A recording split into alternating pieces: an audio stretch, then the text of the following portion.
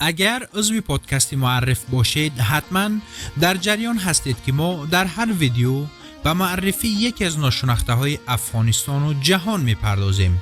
اخیراً هم یک بخش ایجاد کردیم که به ترتیب به معرفی اقوام افغانستان میپردازیم و تا اینجای کار اکثریت قومیت های افغانستان را معرفی نمودیم.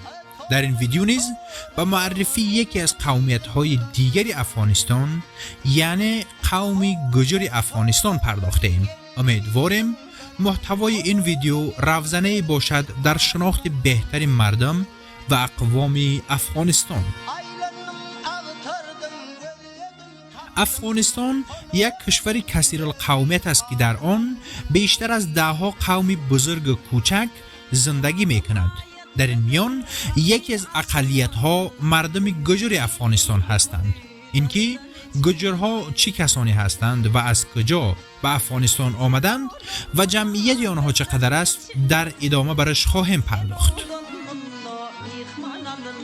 گوجر یا گوجر یک گروه قومی در شبه قاره هند هستند که جمعیت های کوچکتری از آنها در شمال شرق افغانستان زندگی می کنند.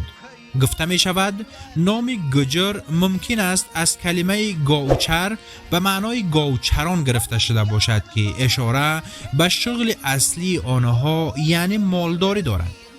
در مورد خاستگاه قوم گوجر برخی مورخین معتقدند که آنها از آسیای مرکزی یعنی منطقه گرجستان به شبه قاره هند وارد شدند، احتمالاً پس از هفتالیان در حدود قرن 6 میلادی. همچنین برخی دیگر از مورخین بعضی از گوجرها را از نسل هندو آریایی های خالص می دانند که از کوهها یا مناطق گجرات و پنجاب هند برخاستند. گوجرها عمدتاً در ولایت شمال شرقی افغانستان به ویژه در مناطق کوهستانی و ناهموار ولایات کنر، نورستان و بدخشان و بغلان سکونت دارند. محل سکونت آنها در مناطق است که به مراتع و زمینهای مناسب برای مالداری دسترسی داشته باشند.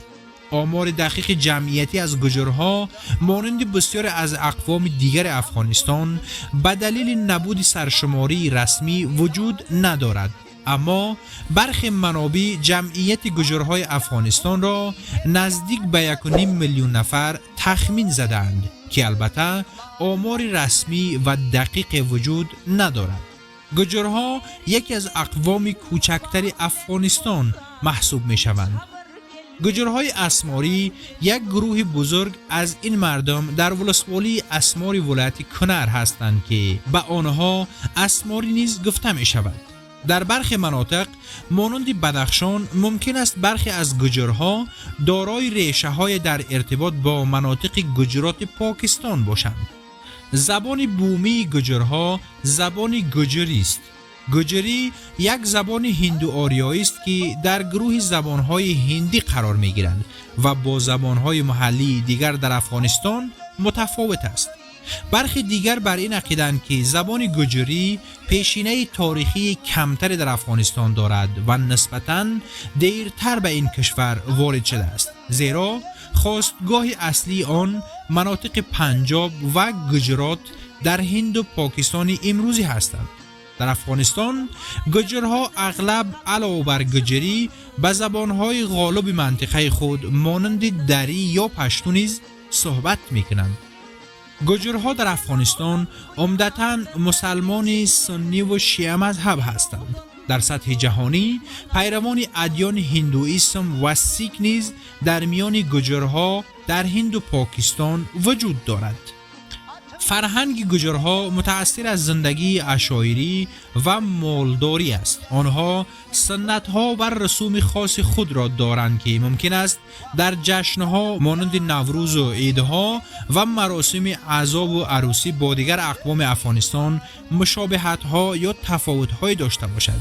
حتی در مناطق مختلف مثل بغلان تفاوت‌های در آداب و رسوم آنها نیز دیده می‌شود. تمایل به زندگی گروهی و عشایری و ارزش دادن به سنت‌های پیکار و جنگجویی در تاریخ آنها برجسته است.